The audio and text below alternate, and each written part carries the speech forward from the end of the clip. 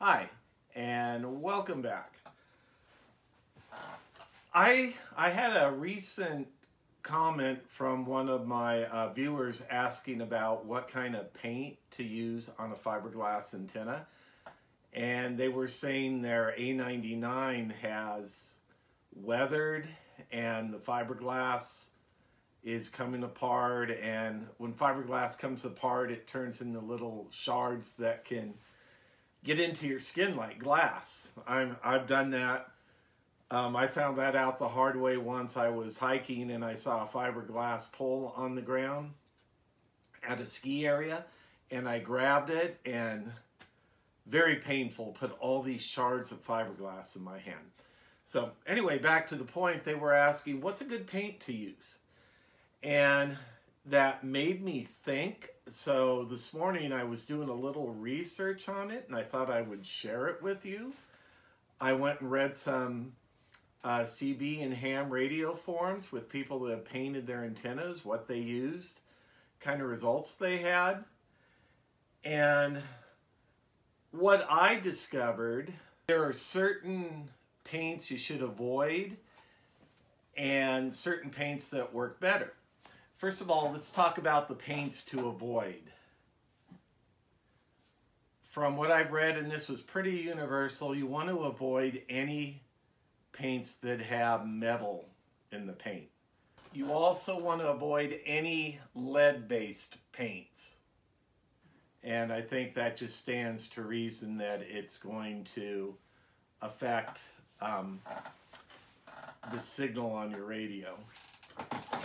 And then the other paints to avoid, from what I've read, are paints, black spray paint or black paint on paint that has high carbon content. And from what I've read, the high carbon content can affect your signal on your antenna. Now, from a few people I read, polyurethane paints were highly recommended and epoxy paints were recommended. And on the polyurethane, it was recommended for marine antennas. And a lot of people had good luck with that. Now the trouble with when you get to the marine applications, the paint's very expensive.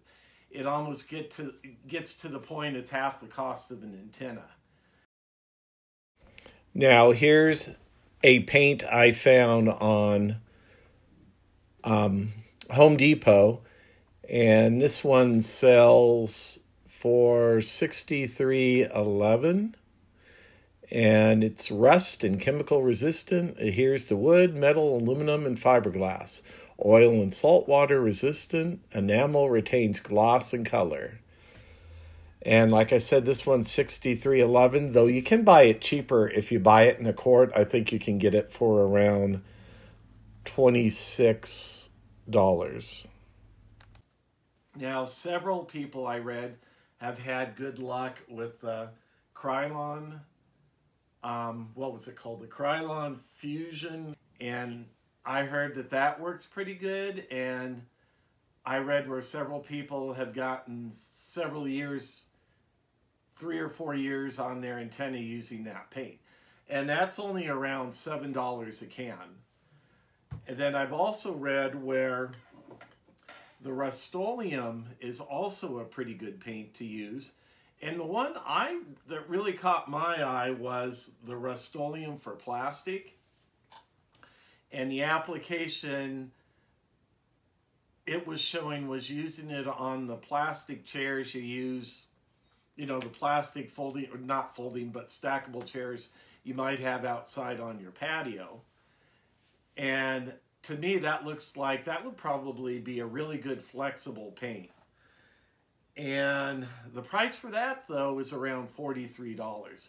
But that's still a lot cheaper than buying a new antenna. While it's still expensive, you know, it's still, I think it's still fairly reasonable.